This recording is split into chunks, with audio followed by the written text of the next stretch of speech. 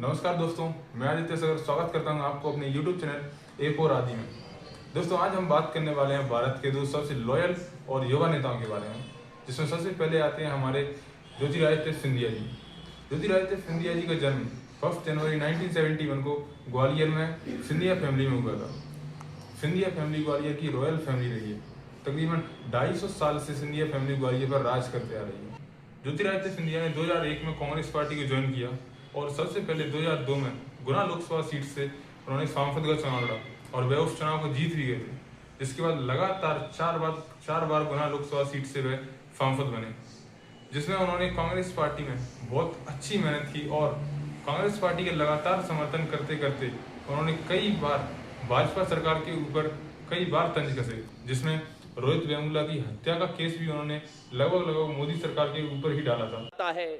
जहां रोहित वेमुला और जुनैद जैसे मेरे भाइयों को जिनकी मौत हुई है, वो इस सरकार के ऊपर आज कलंक। यहाँ तक कि सिंधिया जी ने मोदी सरकार को तानाशाही सरकार और किसानों के साथ हुई मारपीट का जिम्मेदार भी बताया। जहां संसद में लोकतंत्र का मंदिर कहा जाता है, लेकिन संसद के बहुमत को हिटलर शाही और तानाशाही का लाइसेंस लगाकर आवाज दबाने की कोशिश की जाती है। मंदसौर में मेरे किसान के छाती पर गोली चलाई जाती है। टीकमगढ़ में पुलिस के थाने में मेरे किसान को निर्वस्त्र करके डंडों से पीटा जाता है। जंतर मंतर में दिल्ली में तमिलनाडु के किसान हमारे अपने दोस्तों के हड्डियों को लेकर आते हैं, लेकिन सरकार का एक नुमाइंदा नहीं जाता उनसे मिलने के लिए। सिंधिया जी की इतनी मेहनत के बाद, इतनी लॉयल्टी के बाद वह कांग्रेस पार्टी में मध्य प्रदेश के अंदर लगभग मुख्यमंत्री पद के दावेदार बन चुके थे।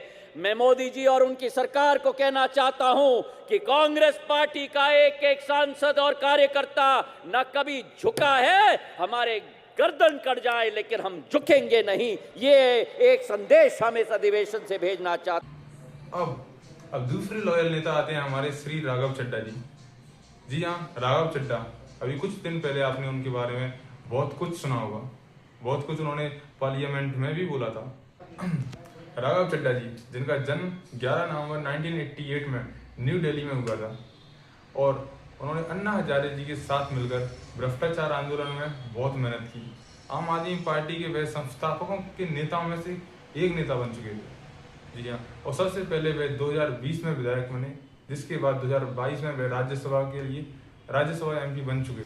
इसके बाद 2022 में राघव चड्ढा जी सांसद बनने के बाद उन्होंने पार्लियामेंट में कई सारे मुद्दे उठाए, जिनमें मिडिल क्लास के ऊपर लगने वाला high income tax, women empowerment, चाय समोसों के ऊपर भी कई सारी बातें की।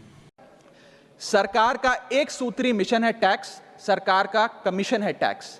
जगने पे टैक्स, सोने पर टैक्स, हंसने पर टैक्स, रोने पे टैक्स, खाने पे टैक्स, पीने पे टैक्स, बच्चों की पढ़ाई पे टैक्स, बुजुर्गों की दवाई पर टैक्स। सरकार जनता से वसूल रही है, बीजेपी से दिल लगाई पर। राघव चड्ढा जी ने पार्लियामेंट में इतना सब कुछ बोलने के बाद एक बार भाजपा सरकार को गुंडों की सरकार भी बता दिया था। लगातार भाजपा सरकार का विरोध करते करते वे आम आदमी पार्टी में इतनी ऊंचाइयों तक पहुंच चुके थे, जिसमें आम आदमी पार्टी ने भी उनका भरपूर साथ दिया। वे आम आदमी पार्टी में एक नीम की तरह बन चुके थे, आम आदमी पार्टी की रीढ़ की हड्डी की तरह बन चुके थे वो। और फिर एक दिन आम आदमी पार्टी इलेक्शन हार जाती है, आम आदमी पार्टी के एकदम बुरे दिन चालू हो जाते हैं, जिसके बाद राघव चड्ढा जी ने अपनी लॉयल्टी दिखाई और उन्होंने एक दिन भाजपा को ज्वाइन कर लिया।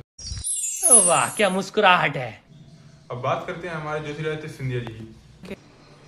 ज्योतिरादित्य सिंधिया ने 2019 में अपनी गुना लोकसभा सीट से 5वीं बार सांसद का चुनाव लड़ा, जिसमें भाजपा के प्रत्याशी KP यादव के द्वारा इन्हें करारी हार मिली। इस हार का फलवा इन्हें इतना चुभा कि ये 2020 में अपने 22 विधायकों के साथ कांग्रेस पार्टी को छोड़कर भाजपा पार्टी में शामिल हो जाते हैं और मध्य प्रदेश में कांग्रेस की बनी हुई सरकार को गिरा देते हैं। वाह, क्या मुस्कुराहट है। इधर हम बात करते हैं हमारे राघव चड्ढा जी की। आम आदमी पार्टी के थोड़े से दिन बुरे आने पर इन्होंने आम आदमी पार्टी को छोड़ दिया और भाजपा को ज्वाइन कर लिया। जी हाँ, ये ऐसे प्रत्याशी हैं, ये ऐसे नेता हैं जिन्हें जनता से कोई मतलब नहीं। इन्हें सिर्फ बचानी है अपनी सीट, किसी भी हालत में इनकी सीट बचनी चाहिए। जहाँ ज्योतिरादित्य सिंधिया 4 बार जीतने के बाद जब वो हार गए, सोचो वह इंसान कितना बड़ा नेता वो जो 4 बार सांसद बन चुका है, कांग्रेस पार्टी में मुख्यमंत्री का दावेदार रह चुके। ऐसे नेता ने जब कांग्रेस पार्टी को छोड़ दिया, यानी इन्हें जनता की कोई फिक्र नहीं, इन्हें सिर्फ और सिर्फ अपनी सीट बचानी है। FE हमारे राघव चड्ढा जी हैं, जिन्होंने सिर्फ और सिर्फ अपनी सीट के लालच में आम आदमी पार्टी को छोड़ दिया। मैं नहीं कहता कांग्रेस पार्टी अच्छी है, ना आम आदमी पार्टी अच्छी है, लेकिन भारतीय जनता पार्टी में ऐसा क्या है जो सबके सब मिलकर भारतीय जनता पार्टी में जा रहे हैं? ऐसा क्या भारतीय जनता पार्टी में